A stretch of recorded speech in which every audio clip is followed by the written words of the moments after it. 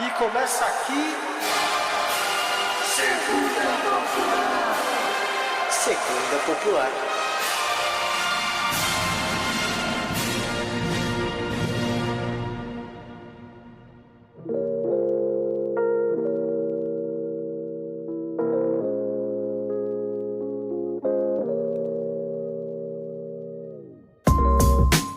Fala, galerinha do mal, tudo certo? Sejam bem-vindos a mais um grande episódio do Segunda Popular. E hoje nós trouxemos um filme diferente, nós trouxemos Atlantis, o Reino Perdido. Eu tô aqui com o Frog pra descobrir se nós estamos atrás de aventura, senso de sociedade, uma melhora para um mundo melhor ou apenas riquezas. O que você acha, Frog? Olá, pessoal. Nesse episódio, eu vou falar pra vocês que eu fui assistir esse filme muito nostálgico. Nossa, eu lembrava desse filme de infância, e amava esse filme, adorava tudo nesse filme. E eu saí com um sentimento de eu não deveria ter reassistido, eu devia ter deixado na nostalgia. Mas é isso, vamos atrás de aventura, pessoal.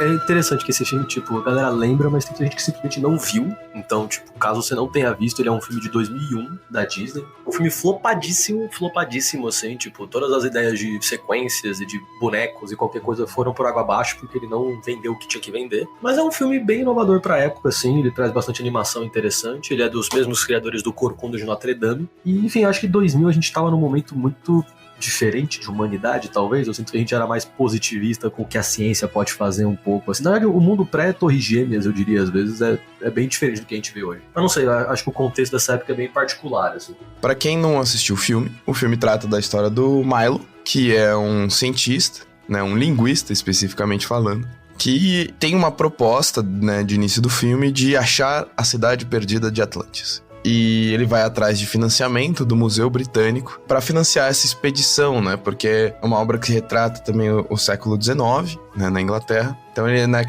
bem naquela época das expedições, principalmente incursões sobre a África. E retrata um pouco dessa visão e dessa aventura.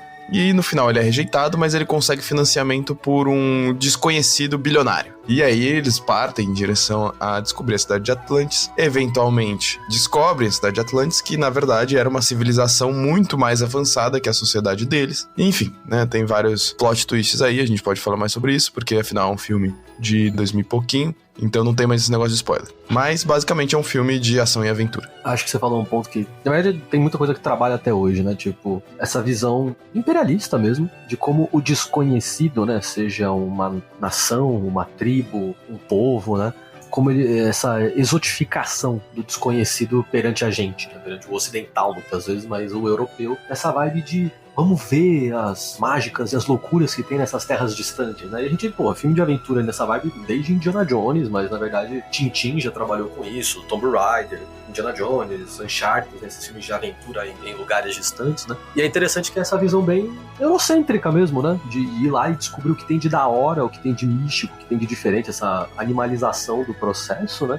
E é meio louco, porque o Mile, ele, justamente por ele ser um acadêmico, né? Ele tem essa visão muito... A ciência é incrível, a ciência não seria racista, não seria problemática, não seria destruidora. A gente só vai, todos os paus vão se unir perante a ciência e o mundo mágico, né? Uma visão, sim, na verdade, sim, acho que é isso, uma visão rasa dos temas sociais que envoltam a ciência nesse sentido. É uma visão bem imperialista, diga-se de passagem. Eu acho que o personagem, Milo, ele traz pra gente uma visão ingênua sobre a ciência, né? Então eu acho que esse filme talvez é um bom gancho pra gente discutir a produção de ciência. Porque o Milo, quando eu quero dizer que ele é ingênuo, eu digo isso porque é uma visão de ciência neutra, busca do conhecimento puro, pela história em si, pelo conhecimento em si. E essa falácia dentro do capitalismo, ela é muito feita, principalmente quando a gente tá falando de produção científica no sentido mais de hard science, né? De pesquisas nas áreas biológicas, nas áreas exatas, digamos assim. E é uma falácia interessante que se cria muito, essa retórica dentro do capitalismo, porque quando a gente vai olhar a produção científica dentro do capitalismo, ela sempre é financiada por alguém, ela sempre tem um norte, então sempre tem um objetivo, aquele tipo de pesquisa serve para determinada coisa, um objetivo final, ou ela eventualmente é usada para um determinado fim, e a gente sabe que esse determinado fim no capitalismo sempre acaba sendo a visão de lucro,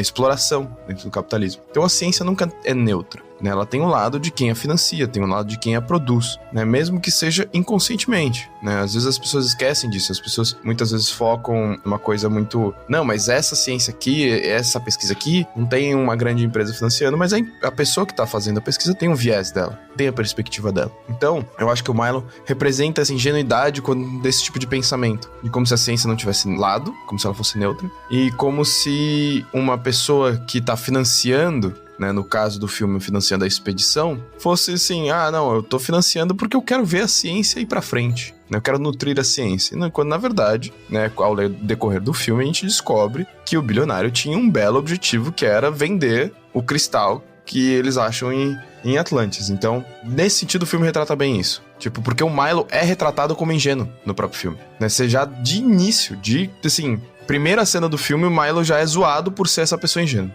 Então, há uma certa intencionalidade aí, e eu acho que isso é bem retratado na figura do Milo. O Milo, ele parece, sei lá, aquela pessoa no quarto período da faculdade que acabou de conseguir uma bolsa CNPq de R$400, e ela fala assim, o meu TCC vai mudar o mundo. E aí você fala assim, irmão, não, beleza, faz aí, boa sorte, faz aí. Eu tive essa fase, saudade. Mas eu concordo, e eu acho que isso é talvez assim, eu acho que a maior sensibilidade que eu tenho do filme é essa. Ele, a todo momento, a primeira cena do Mile é ninguém levando ele muito a sério, e o museu que ele trabalha não financia o projeto dele, primeiro porque eles não acreditam que existe Atlântida, mas justamente por não acreditar, eles não veem lucro, eles não veem valor nesse processo. E eu acho que o Frog tocou um ponto interessante. Eu, ainda que sou de humanas, eu tô acostumado a ter a minha ciência invalidada, né? Mas quando a gente fala de hard science, quando a gente fala de exatas, via de regra, né? Tem essa visão errada do tipo, não, matemática é matemática, número não é de esquerda nem de direita, e por aí vai, né? Química e tal. Mas exatamente o que ele falou, tipo, isso é financiado por alguém. Eu tive uma colega na faculdade que ela ficava na dúvida entre fazer química ou engenharia química, porque em um caso ela ia ter dinheiro e em outro não. Basicamente era esse o processo dela, entendeu? E exatamente o filme, tipo, por mais que o Mile fosse inteligente, ele guia o filme do ponto de vista da ciência, eles não chegariam onde eles chegam sem o Mile, mas isso só é plausível porque eles bancam uma expedição que dá a entender que, tipo, pouquíssimas pessoas naquele mundo teriam dinheiro pra bancar aquela expedição. Porque tem logística, tem arma, inclusive, né? Tem processos. E essa visão positivista mesmo da ciência, né?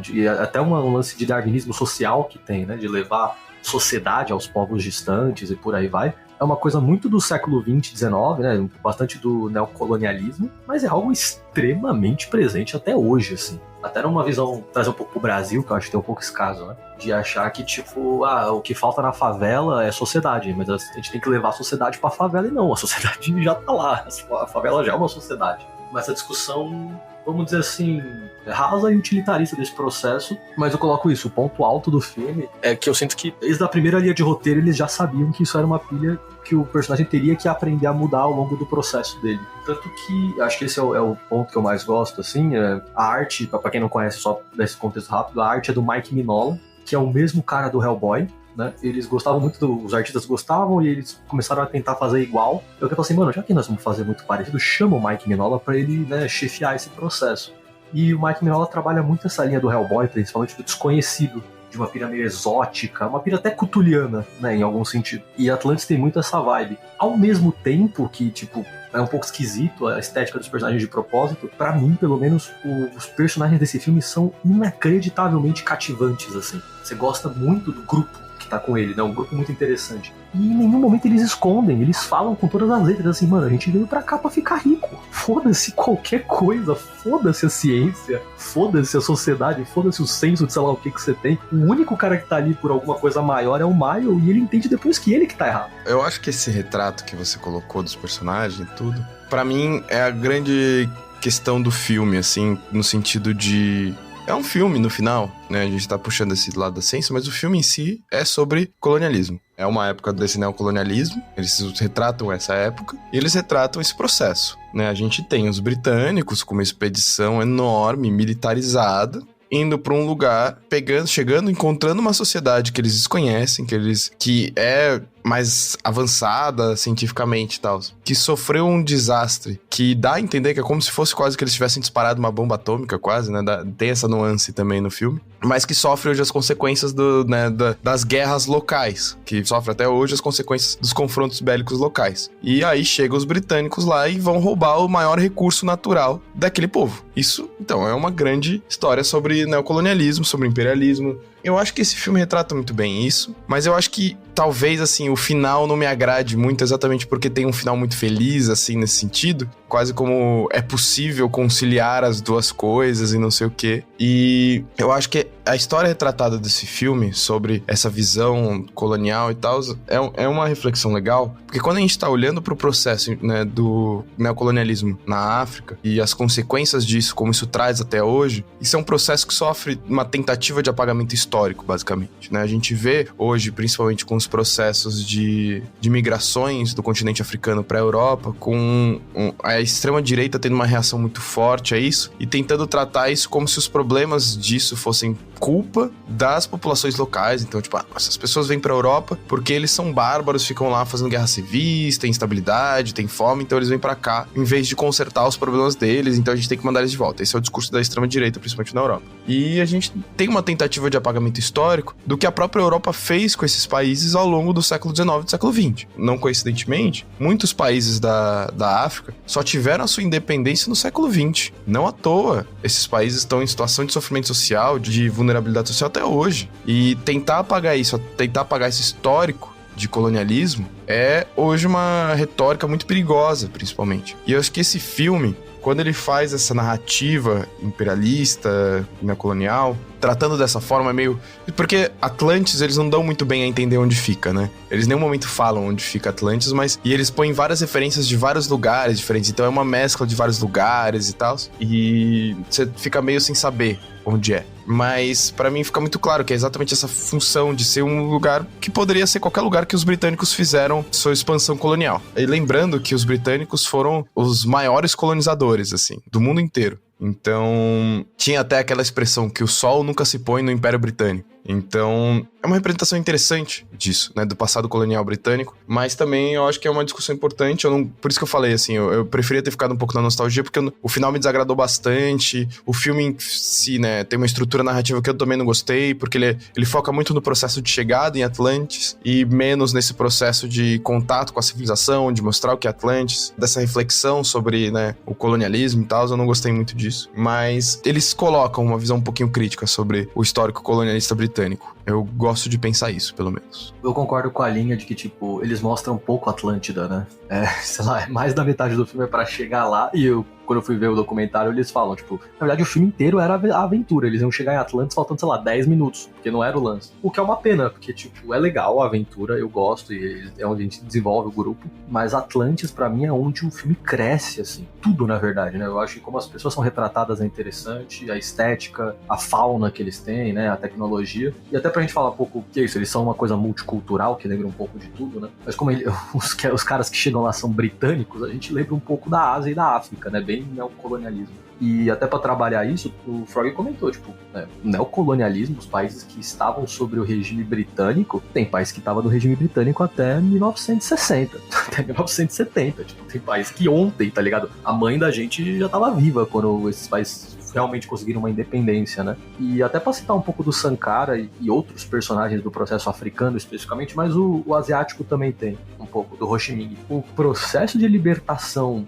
desses grupos da Inglaterra ou da França são processos extremamente nacionalistas. Então tem toda uma discussão de entender o que eles são, aonde acaba a Inglaterra e aonde começa a nação deles, e a partir daí reforçar esses laços nacionalistas para se colocarem como um país independente, né? Sankara e Ho Chi Minh principalmente, eles trabalham muito nessa linha de os britânicos estão aqui há tanto tempo que a gente meio que esquece o que é nosso, né? Até porque a Inglaterra principalmente, ela tinha uma preocupação muito grande em dominar culturalmente os outros povos.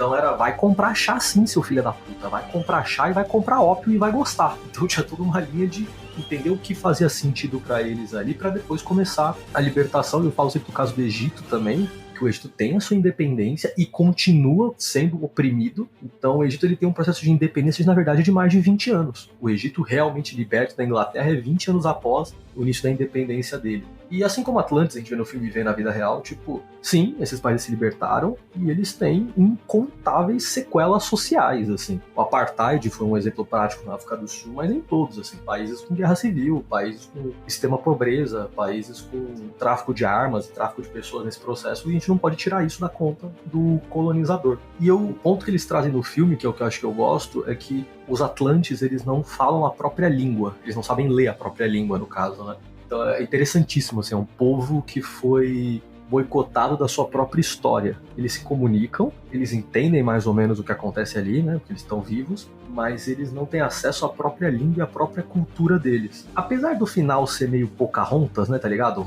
O maluco branco vai ficar com os índios lá e fica super feliz, e agora todo mundo é amigo, assim, é 100% Pocahontas, é 100% Avatar. No final o cara fica com eles, é isso aí, gente. Tipo, eu fiz parte dos caras que massacraram metade do povo de vocês, mas estamos juntos, agora todo mundo é amigo. Eu concordo. Dentro disso eu gosto muito que o que o Mile traz para os Atlantes é o acesso à língua, que é exatamente o que a Inglaterra roubou deles.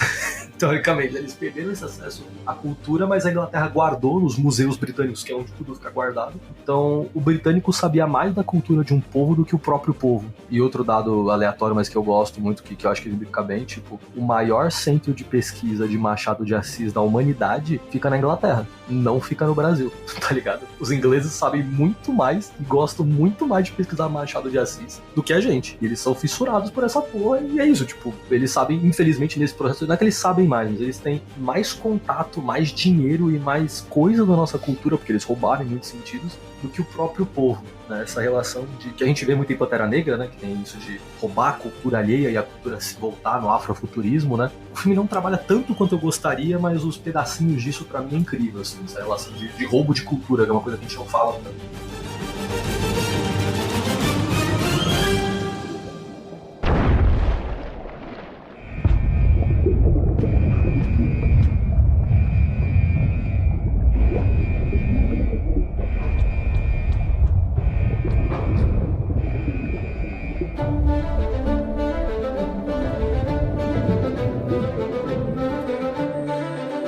Uma coisa importante pra gente observar sobre isso, né, que você falou, Terça, é que, eu vou falar do Império Britânico especificamente, mas é comum, né, o modus operandi de todos os países europeus perante a África, a Ásia, que é uma característica, esse processo, né, de neocolonialismo, imperialismo, é absolutamente genocida com as populações locais, né, então esse estranhamento que o Milo tem quando, nossa, os caras querem matar todo mundo, é, na verdade, o que o Império Britânico mais fazia, né, então pega processos, inclusive, de independência na Índia, por exemplo, foi um processo que pros, né, tem toda a história do Gandhi e tal, mas foi um processo que os britânicos mataram muita gente. Na China, os britânicos mataram muita gente, né, e, por exemplo, tem a grande história de como foi pros países africanos durante esse período, também altos genocídios, principalmente no Congo. Então, esses processos não foram como esse filme retrata, assim, ele tenta retratar isso de uma maneira, acho que soft, até, né, por ser um filme infantil, que é pra crianças entenderem que, ó, os malvadões ali querem que todo mundo morra, mas eles vão lutar, e tem os heróis que se voltam pro bom, né, lado bom, sendo que eles foram pra lá com a intenção disso e foram surpreendidos depois com um senso de moral. Mas isso era a característica comum deles, de apagamento histórico, de apagar as culturas, de genocídio. Essa era a característica principal, era o que eles estavam indo fazer. Tem essa anedota hoje, que se o Museu Britânico hoje não fosse baseado, né, nesse passado imperialista britânico, passado, né, no sentido neocolonial, que eles continuam sendo imperialistas. Mas se não fosse baseado nesse passado, o Museu Britânico estava vazio. O Museu Britânico, ele só é cheio de obras históricas porque elas são fruto desse passado neocolonial. Então, se eles devolvessem todas as peças, né, que eles roubaram, o museu ficava vazio. Então, quando a gente tá vendo esse filme, isso me incomoda um pouco também nesse filme, que é o momento que eles chegam lá e se deparam com uma civilização viva ainda. Tem a personagem que eu esqueci o nome, que é a segunda em comando da expedição, fala pro capitão, fala, ó, isso aqui não tava nos planos, tem gente aqui. A gente achou que não ia ter ninguém aqui. E o capitão responde assim, na maior naturalidade do mundo, isso não muda nada. Por quê? Porque eles já fizeram outras expedições. É dito no filme que eles fizeram outras expedições e provavelmente o modus operandi dele foi o mesmo. Assim como o Império Britânico fez isso em trocentos lugares. Esse filme tem essa representação clara, mas ao mesmo tempo eu sinto que é um pouco... O final, acho que acaba estragando muito pra mim, essa sensação de, tipo, harmonioso no final, que tá tudo certo, todo mundo vai ser feliz, lindo e maravilhoso, que só tinha alguns maus elementos mal intencionados, assim. Mas enfim, é o que esperar muito de um filme desse. Mas... Não, concordo 100%, assim, imagino que isso é linha de roteiro pra filme infantil, pras coisas serem, porque a vibe no final é assim, o problema era o capitão, especificamente, né? E a subtenente era a Helga. Eu adoro a Helga.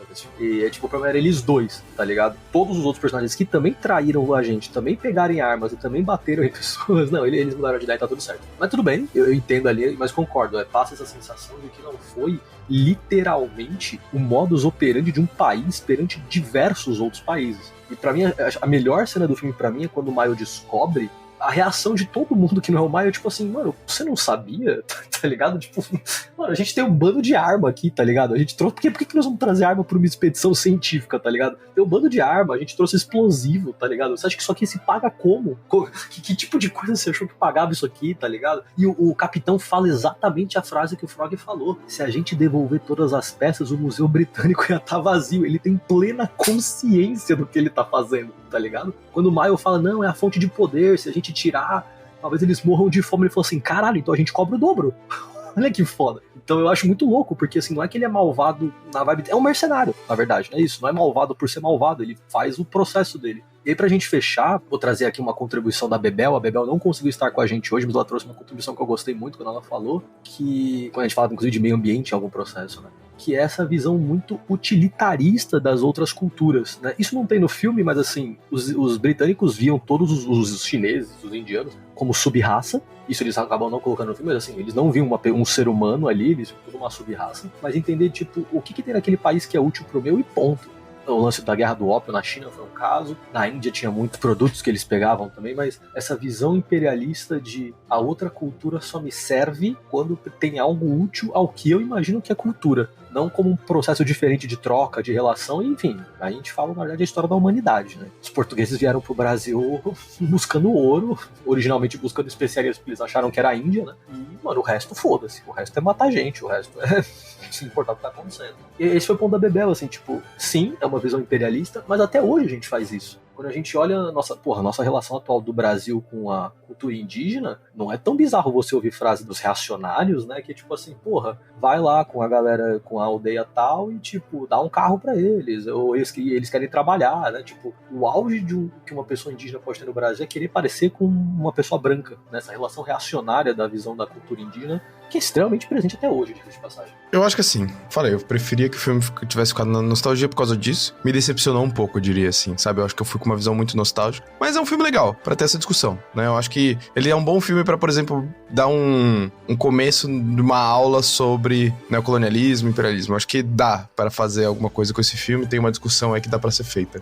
Eu acho que esse filme retrata a relação, principalmente, né? Porque é isso, né? Atlantis é um fictício e tal, né? Não é um lugar real, eles fazem questão de pegar, como eu falei, vários elementos de diferentes culturas e tal, mas é uma representação simbólica, e eu acho que isso é interessante, né? Eu acho que essa visão que eles têm é muito boa, mas uma coisa me incomoda, e acho que é um incômodo que parece ser discutido, talvez, em outro episódio, mas essa visão que a cultura de países da periferia do capitalismo, né, as contribuições dos países da periferia do capitalismo, só é válida, entre aspas, se for tecnologicamente mais avançada do que a do capitalismo que tá ali, né, imperando sobre. E é isso, pra mim, é uma discussão interessante, que esse filme retrata isso, né? A cultura de Atlantis, pros outros além do Milo, porque o Milo é o idealizador, né? É o que idealiza a sociedade. Mas pros outros ali, ela só é válida porque ela é mais avançada, né? Então aí tem que ser respeitado. É quase como se eles não fossem tão avançados, era só galera ali da esquina. Então, essa discussão tem nesse filme, tá presente essa visão, tem nesse filme, mas tá presente em outros filmes, como por exemplo Pantera Negra. Tem um ponto aí importante pra refletir, mas eu acho que esse filme tem reflexões interessantes para além dessa ingenuidade toda do Milo, que eu acho que, inclusive, gera um ponto de incômodo você assistir isso mais velho, você fica tipo, pô, mas o Milo é meio bobo, né?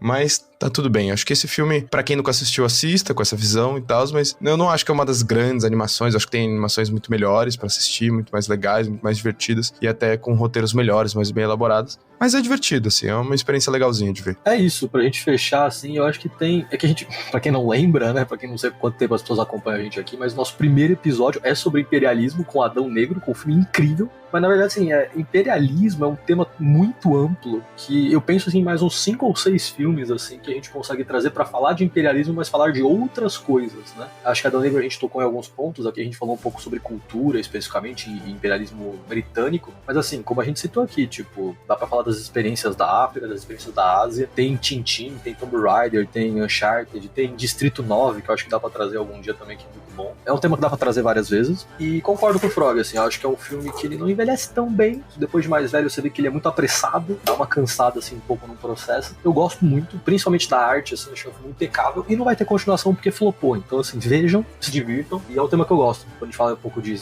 relações internacionais e cultura, a gente entra numa vibe legal, assim. Então é isso, não destruam outras culturas, busquem aprender línguas, mas não destruam as outras culturas, né? E vejam filmes flopados. Vamos ver Planeta do Tesouro em algum momento, eu vou obrigar o Frog a assistir Planeta do Tesouro.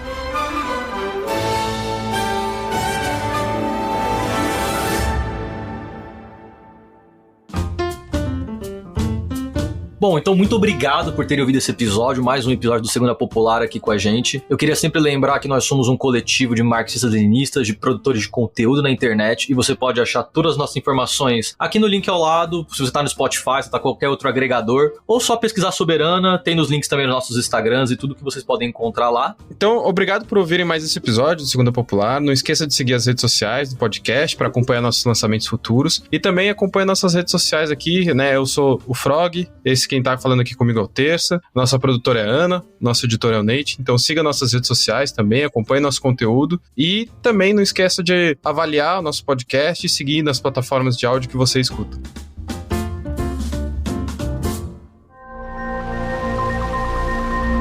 Este podcast foi editado por Nate Clayman.